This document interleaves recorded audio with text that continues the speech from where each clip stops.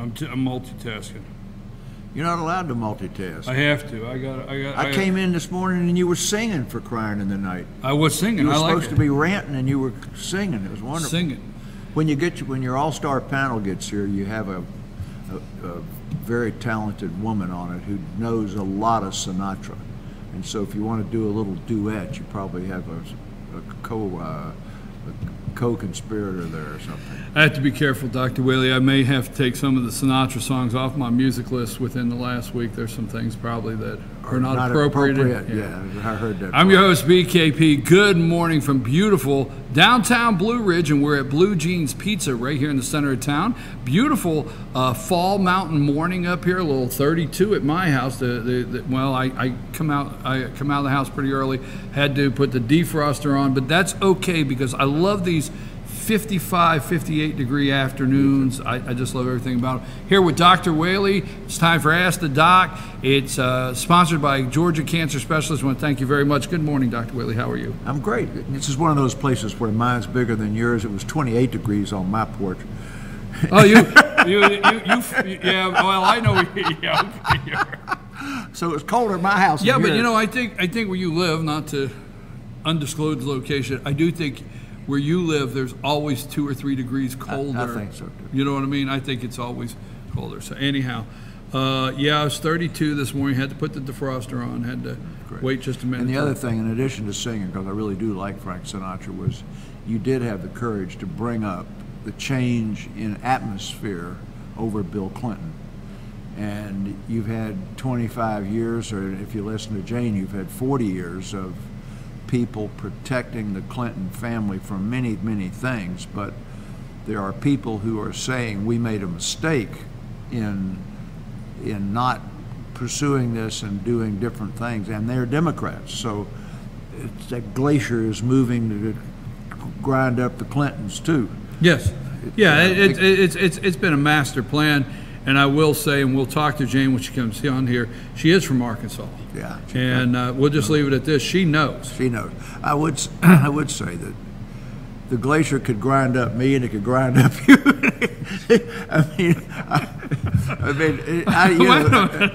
You're talking about acceptable groping and not acceptable groping, acceptable this and not acceptable that. I mean, it's really, it's a lot like the racial thing. I saw one yesterday. Said nobody that I know, nor their parents, nor grandparents or great grandparents, owned any slaves. I mean, it's anyway. We don't want to get into that. But take us all night. Well, just because you made the mention, I want a quick clarification. When we opened the show, we weren't trying to make we're trying to make a joke, but not against women, because Justin Timberlake is on a TV show groping a lady. But what I was getting at is Hollywood's okay with that. If you come out and you grope somebody, Hollywood's okay with that. Hollywood's okay when it's them, okay? And they call that, there's no outrage over that. And that's what I'm saying. To them, that's good groping. I'm like, okay, what's going on here? That's right. Right? Yeah. So anyway, we'll get off the groping and get on the backaches and the vitamins and stuff, huh? This is the no groping zone, especially today. Okay. Let's go to questions. Is that what we do here, Sam? Question? We probably need to move on to questions. Okay, go. Zero control. My doctor says I have degenerative changes in my spine. Does this mean I have arthritis? And I'm going to go ahead and put the second part in there so we can talk about it. Does this mean I have arthritis? Is disc replacement surgery an effective treatment for lower back pain? I think those are going to go together a little bit. That's what I said. Right. Please forgive me if I make it sound like I'm getting ready to build a watch to answer what time it is. But I want to just eliminate the autoimmune arthritis, like rheumatoid arthritis and that group of diseases, from this discussion, because this specifically focuses on degenerative changes in the back and spine and low back pain, neither of which have anything to do with rheumatoid arthritis and the bad hand thing. I call degenerative changes in the back, knees, hips, or anywhere else age and activity-related arthropathy. And my back doctor told me, and I think I mentioned this a few weeks ago, said, Bill, do you know anybody at 75 years old who does not have a backache? And I stopped and thought, and I said, no, I really don't think I do. So you're a sports fan. I'm going to ask you a question. Can you think of any prominent National Football League ex-player who played at a high level and wasn't sitting on the bench for 10 years that doesn't have a knee issue or walk with a limp or have a shoulder issue? And the answer to the question is no. Okay. That's the reason they're able to endorse pain relieving gels. Yeah, correct. Okay. Right. All right. Now, if I don't mean to Johnny Bench has been doing forever. Yeah. Right. Yeah, Blue Emu. Yeah. Exactly. Right. We don't All want to right. do So Go ahead. you I do not. You can't show my hands real well on television, but everybody just stop and look at your. If you're over age 30 or 40, look at the end of your fingers, and you'll feel a little bump. Note to audience. He said if you're over 30 or 40 to look at your fingers. Sam is not looking at hers. That's as close as I can get. Note to audience. All right. I just wanted to say that, Sam. You'll feel that there's a little. Stop cracking your knuckles. There's a little ridge here, and that ridge is called a Heberden node, and that is a degenerative arthropathy solely related to age. And if Sam will take off her shoes and socks and put them on the television, I think you'll see, although I've never seen her with the shoes and socks off, that her toes are relatively straight and her big toe doesn't have a bulge where the big toe meets the foot. But if you and I take off our shoe, we are going to have a bulge where our big toe meets the foot, and every decade as we go forward, it's going to get larger and larger. That is degenerative arthritis in that joint, because that's the joint that hits the ground the first time every step we take. Now, when you have degenerative changes in the spine, that means you are alive and over the age of about 20. All of us have degenerative changes in the spine that begin in our 20s. So no, it does not mean that you have arthritis. It means that you're alive and that you're a little bit older. That is all degenerative changes in the spine mean. I'm going to go farther than that because of the question about the surgery.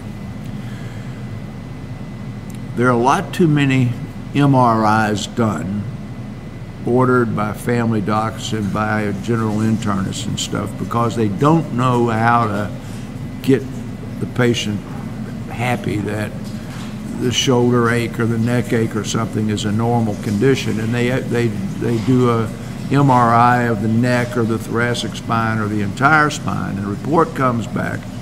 There are multiple areas of bulging disc or multiple areas of degenerative disease within the spine. If you do an MRI on our backs, we're probably got between 3 and 8 herniated discs in our back as part of the natural aging process. The crucial thing that the MRI will say is there is no encroachment on the nerve or on the spinal cord. So this degenerative condition within the spine, the bulging of discs within the spine, the deformity of my index finger, this part, the toes and everything else is normal aging. Now, if you're substantially overweight, then you've obviously got more weight on your back, your hips, your knees, and your feet, and you will have more degenerative change over time.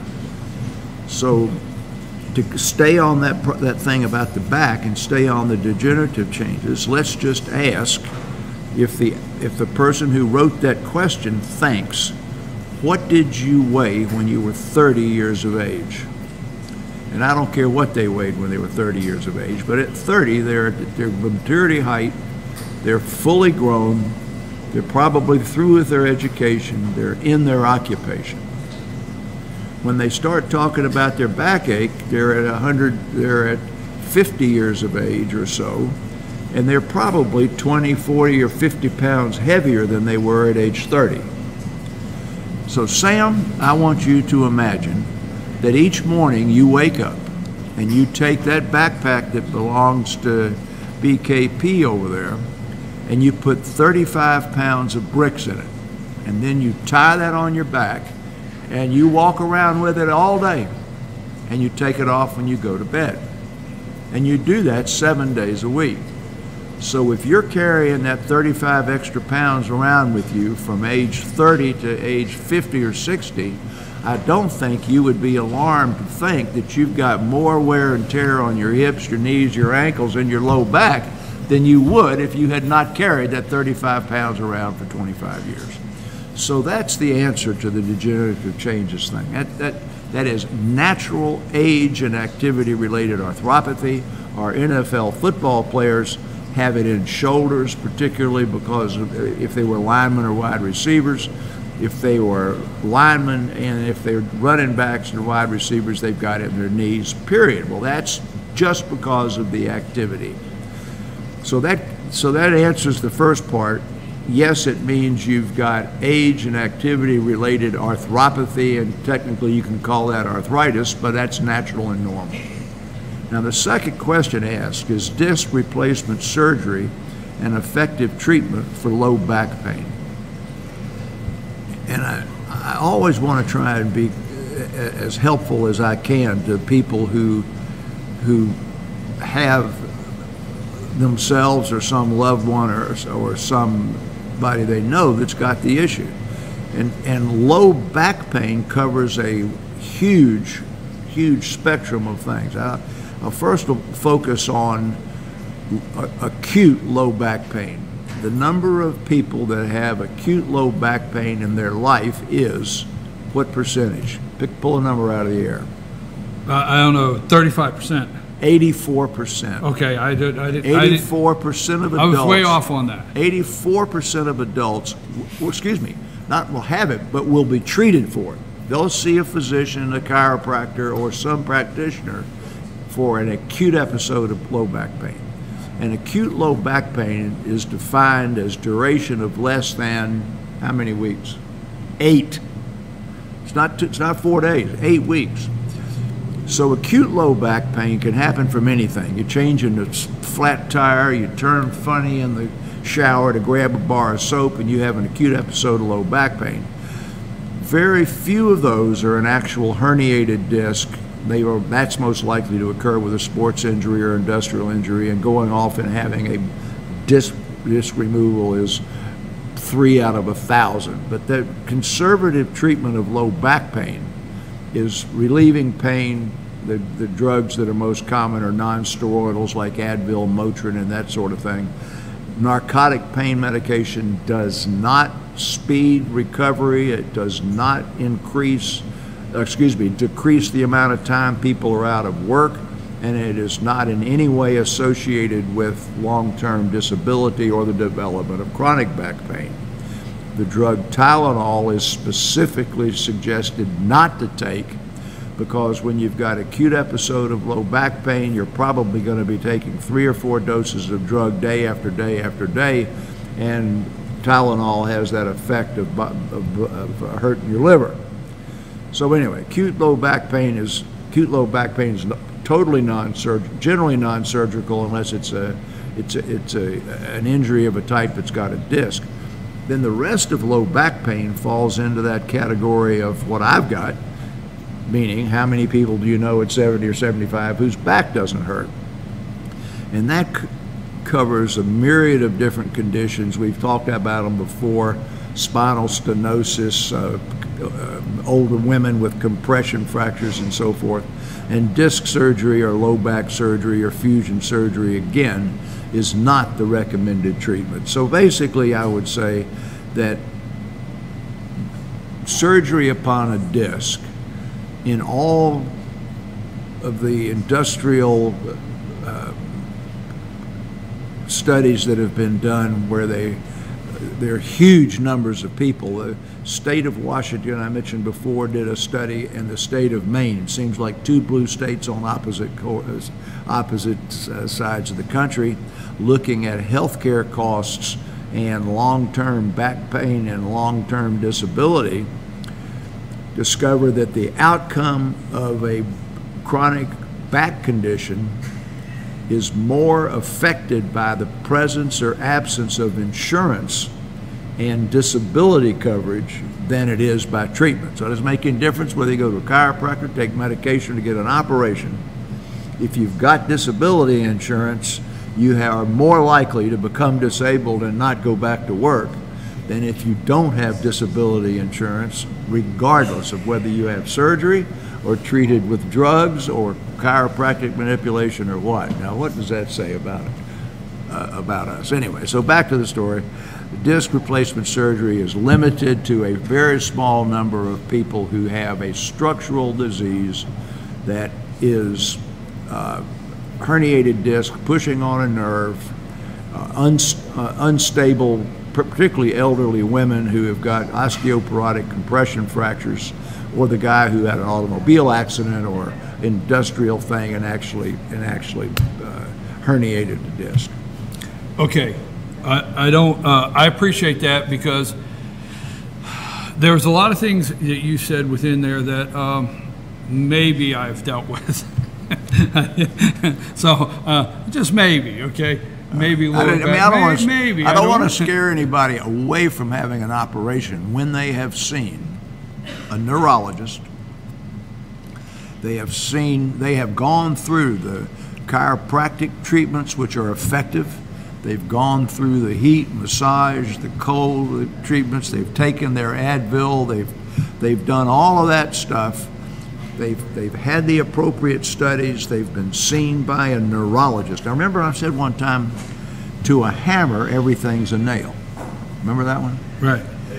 Now, if your car is making noise and you take it to a mechanic, the difference really is it a $300 charge or a $900 charge? That's sort of flippant and it's not really true. But if you take it to a diagnostic center that does not perform mechanical work, they may put it on a machine and tell you to switch to high-test gas. So that's the same concept for back surgery. If you take your back to a guy who operates on backs, he's going to talk to you about operating on your back. And if you go through the appropriate steps of your family doctor keeps you up, gives you your Advil, and then you move on to physical therapy, massage, chiropractic intervention, all of which can help relieve pain and can get you back moving quickly, and you've failed that, and then you've gone to a neurologist. He says, oh, your reflexes are bad, and he's looked at the study, and then he's sent you to an orthopedist, a neurosurgeon, and then everybody comes together, the neurologist, the radiologist, the back interventionist, and they say, BKP, you need an operation. And that's when you go get your operation. I got some people needing to hear about vitamin C, and I've got people a schedule, and I've got to move on. But I don't. Right. I got to get this question. Okay. Can vitamin C help prevent colds or shorten them? Can vitamin C improve my mood? Can you put that chart up, Sam? And I don't want to cut this one short, but I mean, okay, we're going to cut a little short. The answer is no and no. But Sam is going to put up a chart about vitamin deficiencies and where they actually occur. And in every placebo-controlled trial and mega-analysis of tens of thousands of patients, vitamin C does not prevent the common cold, nor does it seem to statistically reduce the length of time that one is sick or the intensity of the cold, and it has nothing to do with mood. Sam should have up on the screen now a chart about legitimate vitamin deficiencies, and they occur in a series of things that will be easy to understand. First is people who have an inadequate intake of vitamins. Sometimes that's the elderly who just don't get fed appropriately, the poor who can't have vegetables or appropriate exposure to meat, alcoholics, and people who are obligate vegans or vegetarians and don't get certain protein and meat sources. So that's poor intake. People who've had gastric, the next one is malabsorption. People who've had bypass surgery, celiac disease, irritable bowel disease, meaning the food goes through too quick, abnormal losses of vitamins like chronic diarrhea or hemodialysis, poor metabolism. Alcohol makes you not metabolize folic acid and B12 right. And then the last one is inadequate synthesis. Vitamin D requires that you go out in the sun. So if you live way up in the north where you have only short periods of the day, and then when you do have them, you're wearing long sleeve shirts and a hat, meaning that there's very little exposed skin, then you can become vitamin D deficient. Or if you are a female in an Arab country, even though you're outdoors, if you are totally clothed and everything that's exposed to the sun is just your eyes, you can become vitamin D deficient. So vitamin deficiencies are uncommon. Vitamin C will not help a cold, and it's not going to make your mood any better. Singing that Sinatra will make your mood better.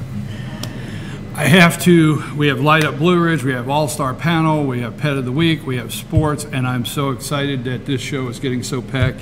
I appreciate it. I don't know that I've ever told you this, and I want to apologize in advance, but you have a minute to close. All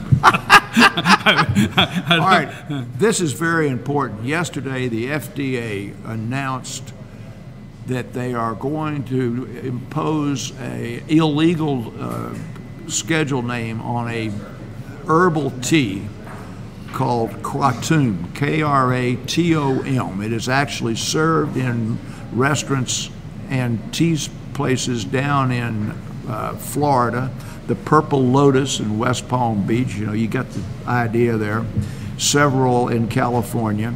It is marketed to parents and to millennials as being a drug that will help you with the opiate epidemic and stop you from taking taking prescription drugs or using heroin, because it binds to the same binding sites. There have been at least 35 deaths this year from using that tea. Probably have been in excess of 200 if they go back and analyze it. K-R-A-T-O-M.